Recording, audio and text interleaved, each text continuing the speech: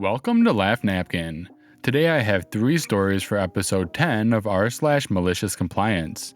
If you're a fan of Reddit videos, consider subscribing as I put out new videos daily. Now let's get into it. That's not my driveway. You've been very clear. Hey y'all, long-time lurker, first-time poster. I love all of these stories and have been racking my brain trying to remember something I could post here. And I think I finally got one. I'll post a TLDR at the end as well.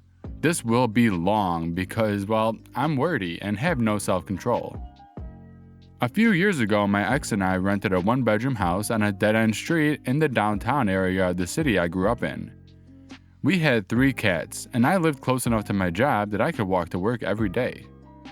The city had, and has, a poor reputation, particularly with regards to heroin overdoses, but none of that affected us. The landlord who owned my home had for some reason actually built 2 homes on the same property.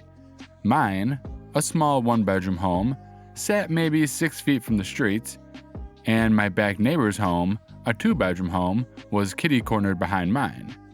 There was a long shared driveway on the left-hand side of the house that ended at her front door.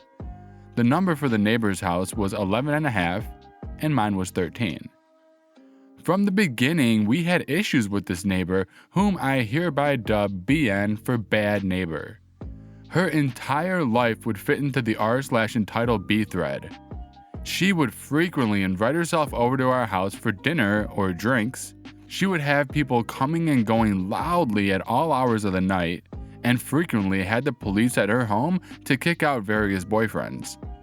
By the time we moved out of that house, she had had 2 people actually overdose and die in her home, and had somehow caused an electrical fire in the house that cost about $35,000 to repair. Keep in mind that this house was maybe 50 feet away from mine, and neither home had particularly thick walls. Mostly, we ignored bad neighbor. We didn't want to spend time with her. We didn't answer the door when she knocked, and just left her alone. The most we interacted was when I would give her misdelivered mail. We wanted nothing to do with her and the hurricane of chaos that was her life. Of course, bad neighbor didn't like this. She wanted to be in control of everything on the whole street. The driveway that led up to her front door was large enough to fit 4 cars, a fairly big deal in an area with mostly on-street parking. But bad neighbor insisted to us when we first moved in that we were not allowed to park in the driveway. The driveway was only for her and her guests, children, boyfriend of the week. She said many times that she would not allow anyone to block her car in at any time. The driveway was directly on the side of my house. My desk was in our converted dining room and was right next to the driveway. Every morning there was a car parked directly next to these windows, and every morning that car started up, crazy loud because it was a real piece of junk. At about 6 a.m., right around the time I was sitting down at my desk with coffee. Luckily, I'm a morning person. If I had been sleeping during this time, I would have been pissed. I occasionally had friends and family come by, and I would warn them not to park in the driveway, but a few times they did. My sister was moving at one point and needed to store some things in my basement, but the only entrance was outside in the back of the house. So she pulled up into the driveway and started unloading boxes. Bad neighbor flew out of her house and flipped out. But my sister has her own anger issues and handled the crazy situation all on her own. Bad neighbor did this to 2 of my friends, my brother, and my mother on separate occasions. She started to flip out on my grandfather once until she saw my mother come up from the trunk of the car with his wheelchair. Bad neighbor went back into our house this time. My ex and I didn't want to deal with her. We had our own problems and certainly didn't want to get involved in hers. Sure, it means we couldn't use the side door of our house that led out into the driveway unless we had 2 hours to get stuck talking to her, but we decided to just adapt. We had some lawn on the other side of our house that was brown and overgrown with poison ivy. We cleaned it out, filled it with gravel, and made our own new parking spot. Voila! Crisis averted. Then came winter, a particularly bad winter. We had many feet of snow piled up. My ex had gone out and shoveled out our car and a path from our front door to the car. He was out there every hour clearing off a path to the car and laying down rock salt. My job was waiting until the last possible second to close, so I wasn't sure if I would be heading into the office or not. My ex kindly made sure that the car was available in case I needed it. Bad neighbor was pissed. We could hear her in the driveway yelling at the boyfriend of the week to shovel. We could hear her saying all kinds of bad stuff about us, and we could hear when she broke her shovel, threw it into the yard, and stormed back into our house. Later that day, the plowing company came. 2 guys dug out the cars, let bad neighbor move them, and plowed their driveway. They even did her front steps. They were gone in less than an hour. Then the landlord showed up. The landlord never showed up at the property unless there was a big deal. My ex and I were in the kitchen at the time, which was also adjacent to the driveway, and could hear bad neighbor's loud conversation about how expensive the plowing company was and how much snow there was still in the driveway. It was still snowing. The landlord knocked on our side door. I opened it with a big smile. "Hi, landlord." "Hi, bad neighbor. How are you?" Bad neighbor shoves a piece of paper at me. It's the invoice from the plowing company. "So, I'm sure you noticed that we had to have the driveway professionally plowed. I talked to the landlord and you have to pay half of this bill." Me: "Yeah, I'm not gonna do that." Bad neighbor: "It's expensive, and landlord says that we can take part of it out of next month's rent." Me: "That's nice, but I'm not paying for that." Bad neighbor: "You have to." Me: "Actually, I don't. I didn't know you were getting the plow guy, and I don't use the driveway." Landlord: "If service is performed on the shared parts of the property, you should split the cost." Bad neighbor: "See? You have to." My eyes narrow as I turn back to look at her.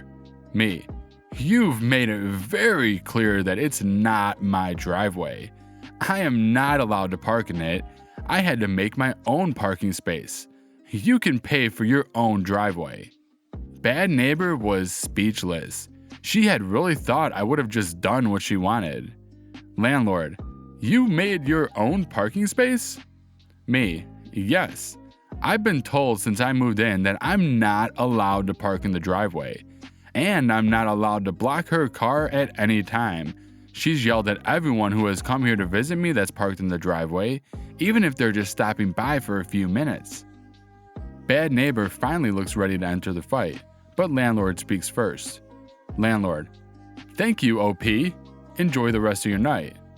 I smiled at them, closed my door, and locked it. I could hear bad neighbor trying to argue with the landlord, and could even hear her walk up and down my steps wanting to knock on my door again. But landlord was firm. She had to pay for the bill herself. And after that, she had to let me park in the driveway too. The homeowner association doesn't like my project car, so I've decided to park it legally in front of the neighborhood's grand entrance. For context, my family and I recently moved into a rental house while our new house is being built. The rental is in the back of a gated community on a mostly undeveloped street. Yesterday, I received a letter from the homeowner association informing me that I'm not in compliance with the strictly enforced by towing restriction stating that vehicles may not be parked on the street overnight. In the letter was a picture of my project car, old BMW, parked beside our house on the street. I decided to look up the homeowner association's restrictions, which I haven't seen before since I'm a renter, and discovered I'm living in homeowner association hell. The street parking rule is just the beginning of a long list of restrictions, including one warranting a hefty fine for leaving the garage door open when not in use. This came as a huge surprise, since several of my neighbors have parked their cars on the street without problem since I lived here. So I assumed it was okay. I can only imagine they singled me out because my car is 30 years old. However, in my defense, it's very presentable and by no means junky. Being singled out made me incredibly frustrated to the point where I started doing legal research. It turns out my home association has every right to tow my project car since it's parked on a private street in the neighborhood. The good news for me is that the street just outside the neighborhood is public, and it's 100% legal to park on it for any amount of time. Unfortunately for the home association, the closest section of public street to my rental house is right in front of their nice gated entrance. Ironically, my old BMW has now become part of their image, and there's nothing they can do about it until I move out in a few months. Won't let me onto your property? Fine, I'll make sure it keeps flooding. I work in an area where 90% of the property is state-owned. We're in the process of finishing up a $7 million construction project. The tenants next door asked if we would install a drainage inlet as it floods terribly because there's a large low spot. I'm talking a foot of water in an area the size of a football field. The inlet would tie into the new drainage system on my site. I tried to gain access to the lot today to do a pre-construction walkthrough and was denied by the security guards. And not only was I denied, they were incredibly rude and basically yelled at me for being there. I have credentials which allow me to go anywhere on the terminal I want, as long as I have a reason. I've been on the property dozens of times. Normally I would show the guards my credentials and they would let me in. I reached out to my superiors to find out why I wasn't let in, and also to let them know the behavior of the guards. Someone I CC'd in the email is in charge of operations for the whole area, and they told me it's private property. So now, because it's not state-owned, we are not installing the inlets. No one on the construction or engineering side knew it was private property. The state cannot pay for work done on private property. Also, we were supposed to install a new gate and replace a fence, both of which will not be happening. If the security guards didn't deny me access, the property owner would have gotten tens of thousands of dollars of free work because no one would have known. Edit. Lots of people are making assumptions and running with them. I left out a lot of unnecessary or minor details that keep from having a 10-page essay. 1. We did not start any work yet. 2. My project is not causing more water to go on their property. 3. I have credentials to go anywhere on the entire site. This property owner has an agreement with the main facility to use the same credentials as all the other areas. 4. The guards wouldn't give me a reason why they wouldn't let me in, besides saying they didn't get a call or email, which doesn't matter.